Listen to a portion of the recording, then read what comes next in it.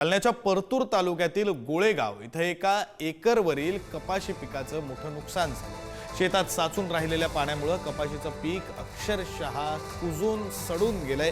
काही दिवसांपूर्वी गोदावरी नदीचं पाणी गोळेगावात शिरल्यानं अनेक शेतं पाण्याखाली गेली होती। दरम्यान शेतकरी सुरेश धुमाळ यांनी मोठ्या मेहनतीनं फुलवलेलं एका एकरवरील कपाशीचं पीक पाण्यात सडून गेलंय आणि त्यामुळे ते चिंतेत पडले असून नुकसान भरपाई देण्याची मागणी ते करतात। कोल्हापूरच्या पन्हाळा तालुक्यातील मोहरे इथल्या शेतकऱ्यानं पाऊण एकर उभ्या सोयाबीन पिकावर ट्रॅक्टर फिरवलाय। शेतकऱ्यानं जूनमध्ये 30 गुंठ्यात सोयाबीन पीक घेतलं होतं। पीकही चांगल्या प्रकारे जोमात आलं होतं, मात्र वारणा नदीला आलेल्या महापुरामुळे सोयाबीन पीक पाण्याखाली गेल्यानं मोठं नुकसान झालं होतं। त्यामुळे हातातोंडाशी आलेलं पीक खराब झाल्यानं सोयाबीन पिकावर ट्रॅक्टर फिरवून संताप व्यक्त केला। सरकारनं आर्थिक मदत करण्याची मागणी आता हा हतबल शेतकरी करतोय।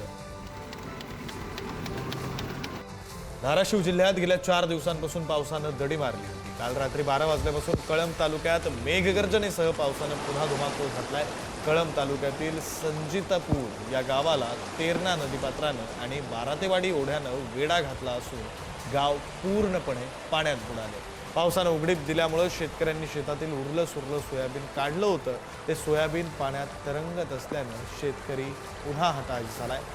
संजितपूर या गावातील 27 शेतकऱ्यांना बँकेनं कर्जफेडीची नोटीस पाठवली असतानाच आता आसमानी संकट संजितपूरवर पुन्हा एकदा कोसळलं। लातूरच्या निलंगा तालुक्यातील हाडगा येथील शेतकऱ्यानं विष प्राशन करून आत्महत्या केल्याची घटना शनिवारी घडली। ओढ्याकाठच्या जमिनीत पुराचं पाणी शिरून खरीप हंगामातील पिकाची नासाडी झाल्यानं आर्थिक विवंचनेतून शेतकऱ्यानं टोकाचं पाऊल उचललं। महिनाभरापासून सततच्या मुसळधार पावसानं शेतात पाणी शिरून खरीप हंगामातील पिकांचं मोठं नुकसान झालं। लागवडीचा खर्च सुद्धा निघणार नसल्यानं आर्थिक विवंचनेतून त्यांनी जीवन संपवलं।